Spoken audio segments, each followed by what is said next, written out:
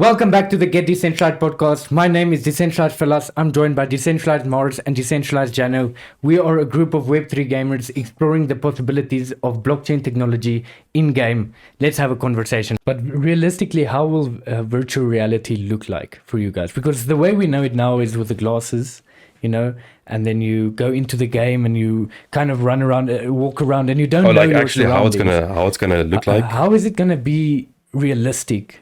Realistically done. I'm thinking a room. Hear me out. A room. If they can kind of make like some kind of strong LED panel, like snappable panel. I don't know, maybe.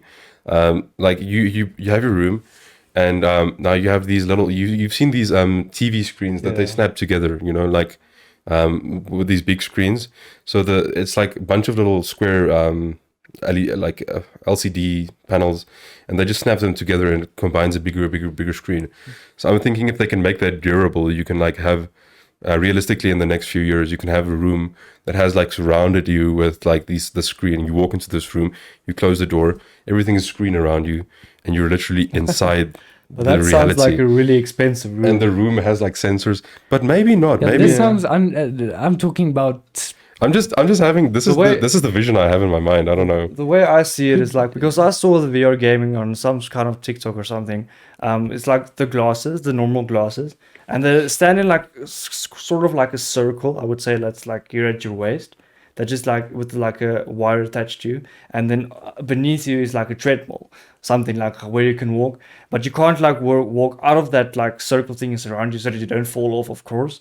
And then you have the controls on your hands to like control yourself in the game, right? So if you do this, it does this in the game. Like I saw this actually being done, and people are. So I think that might be the more realistic future of VR gaming. You guys are gonna. That's already how it is.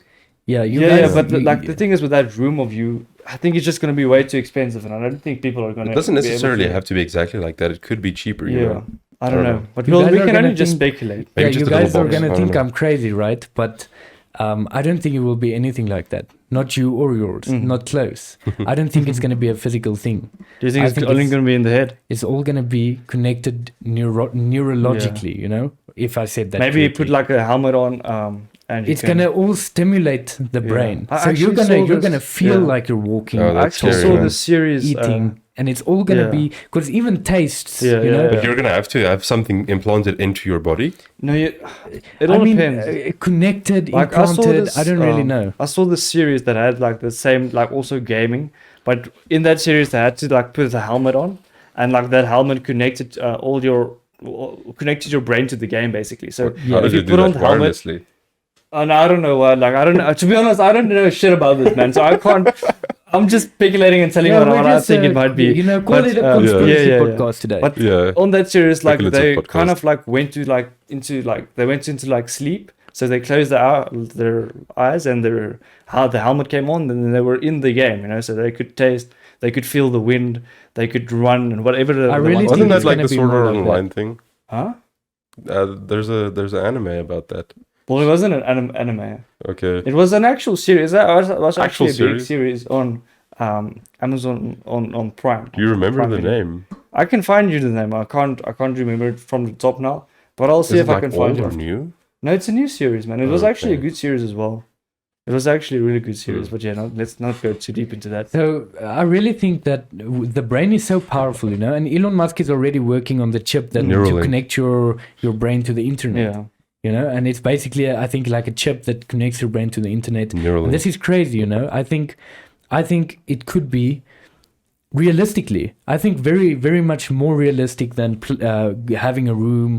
Because it's going to be much cheaper as well. Yeah, this is potentially a much cheaper way because the use of resources is limited. But do you not think that is also going to be so expensive, Neuralink? I mean, in the beginning, maybe. I think it's going to be much cheaper over time as more people buy it. In according to the resources used.